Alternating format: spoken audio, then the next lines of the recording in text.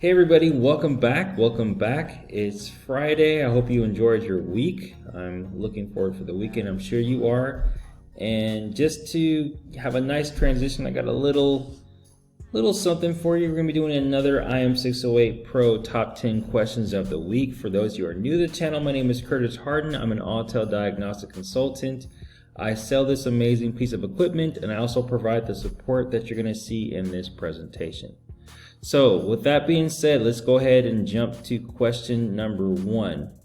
And this is on a 2018 Suzuki Swift. I need to do an all keys lost on a 2018 Suzuki Swift, but the ignition is not turning on when I insert the key. Is there something that I'm missing or doing wrong? All right, so let me try to explain. You know, when you're doing an all keys lost on a VW, you have to turn on the hazard lights to get the tool to communicate with the ignition. It wakes up the ignition. So with Suzuki, it's a little bit different. In order to do the key operation, we need to short circuit a fuse, okay? And the device will show you clear instructions on how to do that. So select the year, make, and model, and it's going to give you a diagram on where and how to short circuit the fuse to get the ignition to wake up. Okay, great question. Let's go on to the next one. Used PCM. Can I install a used PCM on a 2015 Jeep Cherokee? Okay, so the answer is yes, you can do that. However, there are 3 coding procedures that need to be done. All right, so the first one is the check PCM odometer or odometer, and this will allow you to write the mileage. As you know, we have a used PCM. It's going to have a mileage from the previous vehicle. This will allow us to write the correct mileage to the vehicle that we're servicing.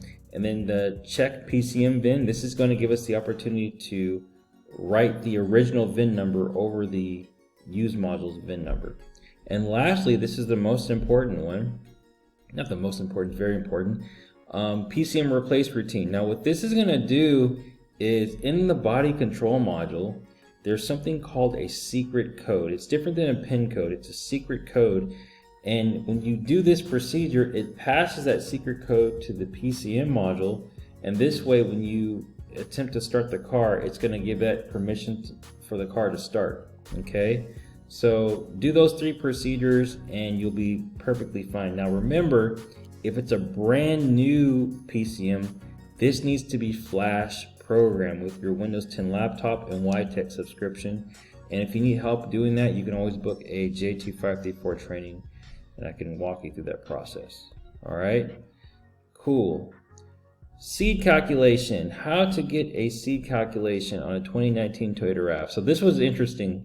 I got an email from one of my locksmith clients and he was like, Kurt, like, what the heck is this? I was like, I really don't know.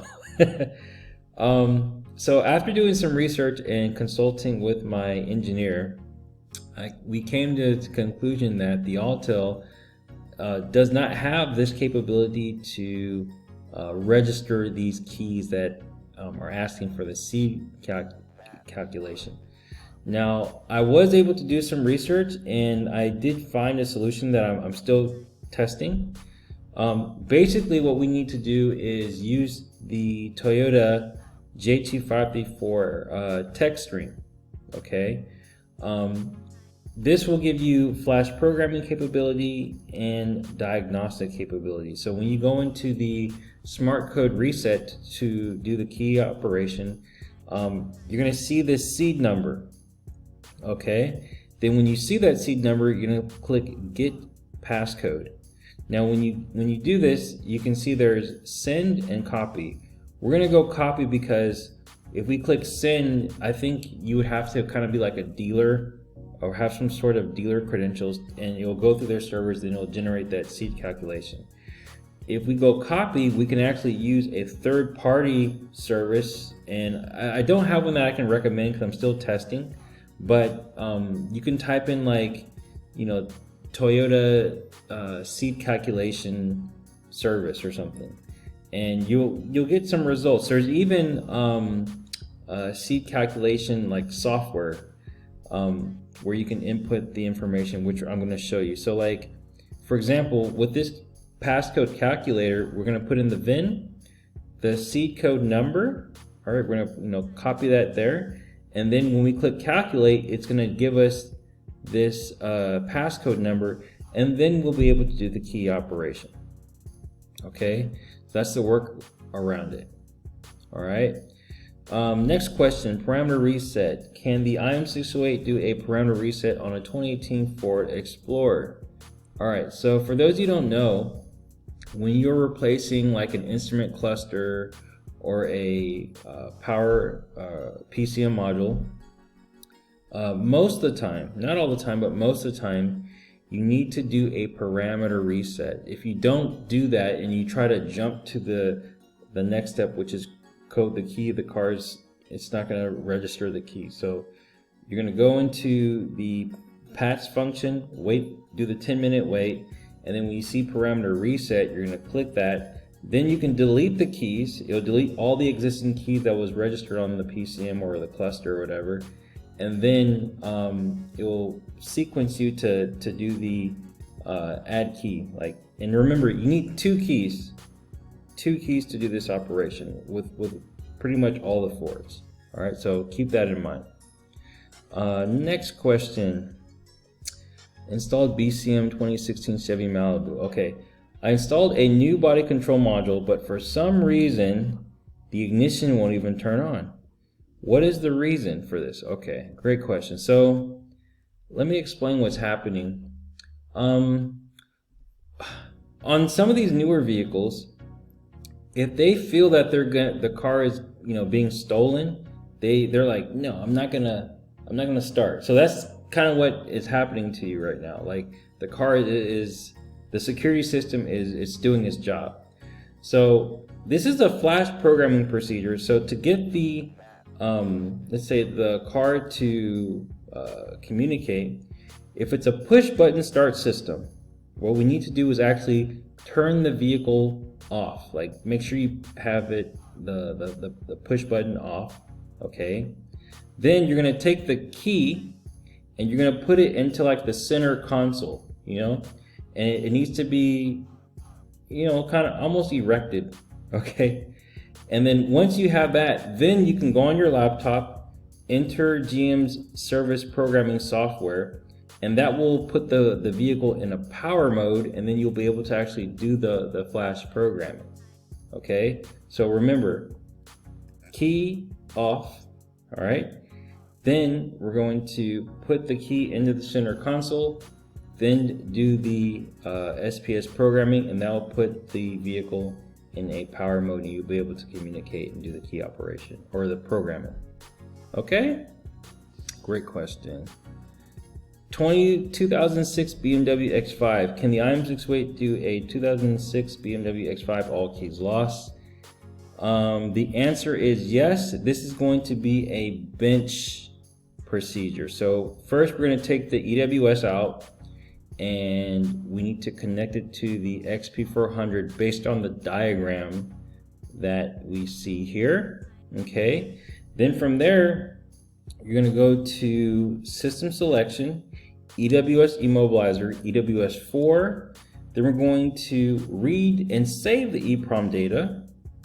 All right, and then we're going to go back into the key operation, key learning, and it will prompt us to load the EEPROM data that we previously saved and prompt us to select the key slots, okay, that we want to register that key.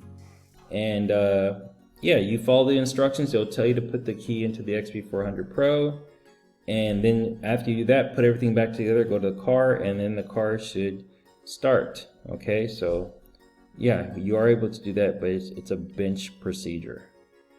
Okay, question on VW all keys lost IMMO calculations. Oh, this is going to be a good one.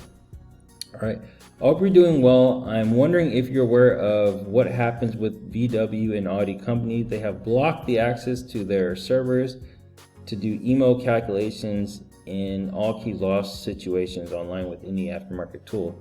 Has Autel apparently came out with a deal and a solution? Okay, very good question. I got a lot of feedback on my last videos on this situation. All right, so to answer your question, we do have a solution, but it's not a smooth one. All right. So this is what needs to happen. First, when you're doing the key function, okay, go into the advanced mode, and when you start the key operation, it will make a request to Autel servers. All right. Then what you're going to need to do is either contact your supplier or Autel New York, give them the VIN number and your serial number, and then once they, I guess, see the request, then they'll be able to give you the CS code and the PIN code, and then you'll be able to do the key operation. Okay, so a lot of people, they don't have that direct relationship, so that's what I'm saying. It's going to probably take 2 days to do the process. If you are my client, however, it can be done, but I'm just saying you need to allocate 2 days to do it, so we can go into the vehicle, start the procedure, get the basic data, send it to Autel, and they'll get, I guess, access. They'll let access for us to get the CS code and the PIN code. Then we'll be able to do it. Okay, so we're working on it. It wasn't Autel's fault, you guys. VW did it. They blocked us off. So, I mean, there's not much we could do. All right, so I hope that answers your question. We're getting there. We're getting there. All keys lost, smart key, 2019 Chrysler Pacifica. Can the IM608 do all keys lost on a 2019 Chrysler Pacifica? The answer is yes. Remember, on 2018 models and over, they have the security gateway, so you need the special Chrysler 12+8 adapter to do the key registration. All right, and next we got 2017 Maserati. I want to be able to do an all keys lost on 2017 Maserati SQ4 with no keys. Will this be done on the bench or via OBD? Okay, so this fortunately is done through the OBD. You can see we have pretty strong coverage from here, 2004 all the way to 2017. And you can do the add key, all keys lost, read passwords, and remote learning. Okay, so that's a good money maker, you guys. Don't be afraid to tackle these high-end vehicles. Question number 10, not able to do GM key coding with other tools. On new GM vehicles, they require 2 keys. My current tools have an issue registering the second key. I own the AutoPad Pro, Code Cannibal, Lansdor, and my question is, can the IM608 register these keys? And he's specifically talking about the second key. So after consulting him, he was basically he's saying his tools were able to register the first key, but it wouldn't allow him to register the second key. Don't know why. All right. Fortunately, the Autel is able to do this, and I'm not just saying this just because it's on a data sheet. I know this because a lot of my clients, who especially work on fleet vehicles, they do this a lot. Okay. You can add the second key with no problem, and what I even recommend, if you are getting into key coding, focus on these newer GMs. It's a 10 to 15 minute job, and the Autel can do it. It can do it. So you can make a quick buck and set yourself up to win. Okay? So with that, guys, that's pretty much it. That's pretty much it. I hope you enjoyed this. And if you have any questions and would like to speak with me about getting you set up with the right tool strategy and have me support you, go to my website, auteltech.co.za, and click the diagnostic tool consultation. With that, you guys have a lovely weekend. Keep safe. All right, it's a crazy world out there. And see you again next week. Take care. Bye.